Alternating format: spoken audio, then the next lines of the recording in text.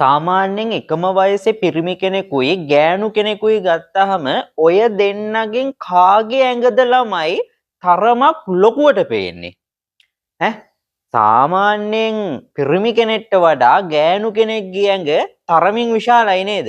එහෙමනේ. හරි. ඒකට ප්‍රධාන හේතුව මොකක්ද කියලා හිතන්නේ ළමයි ඔයාලා? පිරිමි කෙනෙක්ට වඩා ගෑනු කෙනෙක්ගේ ඇඟ ලොකු වෙන්න ප්‍රධානම හේතුව තමයි ළමයි ගෑනු කෙනෙක්ගේ අධශ්චර්මීය මේදිස්තරය. කොටින්ම කිව්වොත් තෙල්. පිරිමි කෙනෙක්ට වඩා ගෑනු කෙනෙක්ගේ ඇඟේ තියෙන අධශ්චර්මීය මේදිස්තරයේ ඝනකම වැඩි. හරි. එතකොට ළමයි අපි ඇඟනේ කිව්වේ. දැන් ඕක අනිත් පැත්ත වෙන්නත් පුළුවන්. සාමාන්‍යයෙන් පිරිමි කෙනෙක්ට වඩා ගෑනු කෙනෙක් තමයි ලොකු වෙන්නේ. ඕක කන පිට වෙන අවස්ථාවලුත් තියෙනවා. ඒ කිව්වේ ළමයි පිරිමි කෙනා ලොකුයි ඒ වයසේ ඉන්න ගෑනු කෙනාට වඩා. එහෙම වෙන්නත් පුළුවන්. හැබැයි වැඩිපුරම වෙන්නේ ගෑනු කෙනා ප්‍රමාණයෙන් ලොකු වෙන එක.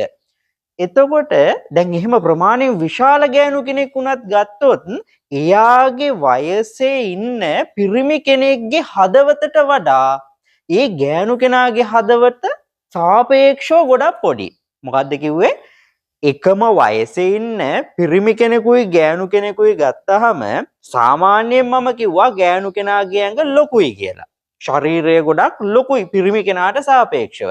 හැබැයි ශරීරය ලොකු වුණාට එයාගේ හදවත එයාගේ වයසේ ඉන්න පිරිමි කෙනෙක්ට වඩා අඩුයි. ආසන්නව 120කින් විතර අඩුයි.